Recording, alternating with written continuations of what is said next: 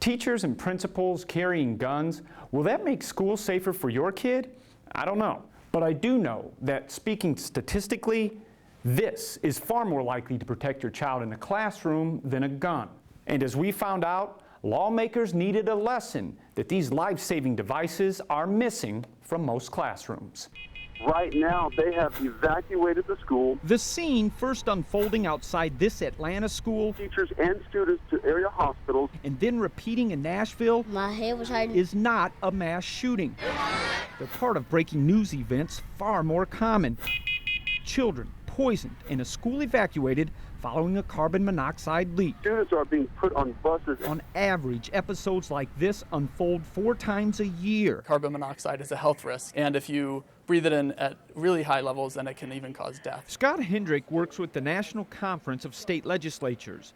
We interviewed him via satellite from Denver, where he told us a simple device, a carbon monoxide detector, could help solve the problem. How important is this for schools and states to look at their laws and regulations and potentially require these? Well, you know, it is an issue. There are just 2 states that have passed any sort of law that would mandate carbon monoxide detectors in schools. Is either Missouri or Kansas on that list? No. For local fire chiefs like Ray Adams, that's hard to understand, especially when he places CO detectors on par with smoke alarms and sprinkler systems. The only way that you can detect the presence of carbon monoxide is through a detector. Chief Adams knows firsthand what can happen when a school doesn't have one. Last month, he was front and center for breaking news at Timber Creek Elementary in Ray-Pec. Carbon monoxide is a deadly gas, at certain levels. When students and teachers here began complaining of headaches and nausea, but because it's winter and the school didn't have detectors. The symptoms of carbon monoxide poisoning kind of mimic a lot of other things like flu, cold, things of that nature. No one thought to blame the illnesses on CO. That is until a fire marshal luckily stopped to inspect the school and detected a leak. That just happened to be the draw that day. That discovery led Adams to evacuate the school, possibly diverting a disaster. But if CO detectors are so critical, why aren't they in every school? Hendrick says one reason may be money. It's a tough time in terms of budgets for both states and schools.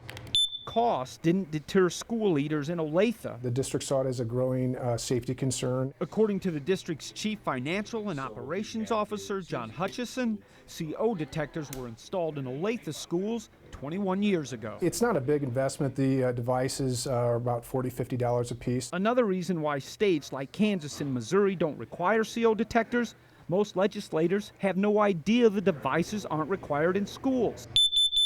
It's kind of a shock that they're not. Including Missouri State Representative Rick Bratton, whose district just happens to house the Ray-Pec Elementary evacuated in January.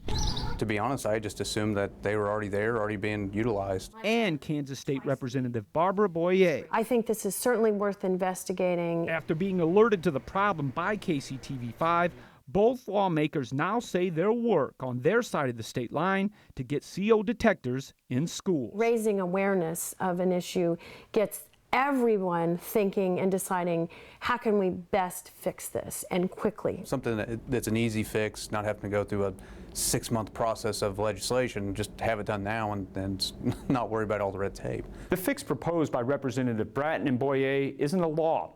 It's a rule that they want the State Department of Education to adopt. It could put CO detectors in schools almost immediately. Now, we surveyed a number of districts here in the metro. You can click on our website, kctv5.com, to see if your child's classroom is protected by a CO detector right now. I'm Stacey Cameron, KCTV5 News.